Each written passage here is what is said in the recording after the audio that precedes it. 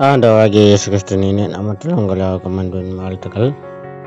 ஜெப எழுப்புதல் அக்கினி ஊழியத்தின் மூலமாக உங்களை சந்திப்பதில் மிகுந்த மகிழ்ச்சி அடைகிறேன்.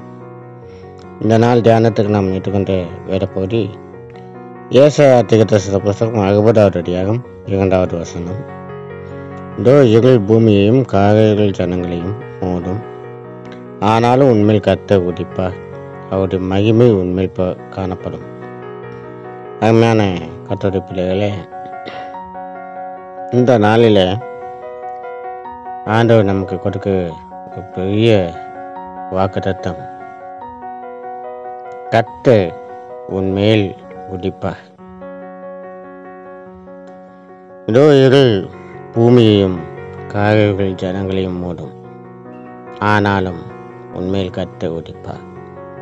இந்த உலகம் எப்பேற்பட்ட சூழ்நிலைக்கு தள்ளப்பட்டாலும், இந்த பூமி எந்த நிலைமைக்கு மேலாக தள்ளப்பட்டாலும், கர்த்தருடைய மகிமை கர்த்தருடைய பிள்ளைகள் மீது எப்பொழுதுமே காணப்படும். இதை கேட்டுக்கொண்டிருக்க அருமையான கர்த்தருடைய பிள்ளைகளே, மலைகள் விலகினாலும் பர்வதங்கள் நிலை பெயர்ந்தாலும் என் கிருபை உன்னை விட்டு விலகாது என்று சொன்ன தேவன், இந்த உலகம் இந்த பூமி இருள் நிறைந்து போனாலும், காரிருள் ஜனங்கள் மூடினாலும், இந்த நாட்களிலே கர்த்தருடைய மகிமை நம்மேல் காணப்படும். கர்த்தர் நிச்சயமாக நம்மேல் உதிப்பார். எதற்கும் நாம் கவலைப்பட வேண்டிய அவசியமில்லை.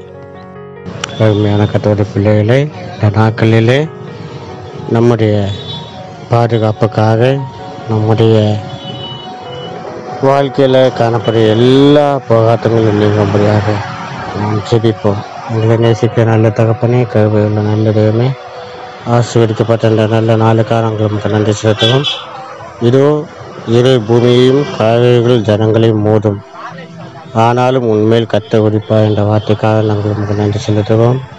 இந்த உலகத்தில் எவ்வளோ போராட்டங்கள் பிரச்சனைகள் வந்தாலும், ஒன்றிணைகள் அவமானங்கள் வந்தாலும், கர்த்தாவே நீ எல்லாவற்றுக்கும் மேலாக எங்களை உம்முடைய கிருபையினால் உம்முடைய மகிமையினால் எங்களை நிறைத்து எங்களை மூடிக்கொண்டிருப்பதற்காக உங்களுக்கு நன்றி செலுத்துவோம். நாங்கள் வெட்கமடையாதபடிக்கு கர்த்தாவே, நாங்கள் எங்களுக்குள்ளாக மூழ்கி விடாதபடிக்கு கர்த்தாவே நீ எங்கள் மேல் நீ உதிப்பதற்காக உமக்கு நன்றி செலுத்துவோம். உம்முடைய மகிமை எங்கள் மீது உதிப்பதற்காக உமக்கு நன்றி. இந்த நாளிலே தங்களுடைய பிறந்த நாள், திருமண நாள், அரசியல் பிள்ளைகளுக்காக நாங்கள் ஜெபிக்கும். ஒவ்வொரு பிள்ளைகளுக்கும் இந்த புதிய ஆண்டு ஆசீர்வாதமாக இருப்பதாக இயேசுவின் நாமத்தில் ஜெபிக்கும் எங்கள் ஜீவனுள்ள நல்ல பிதாவே, ஆமென்.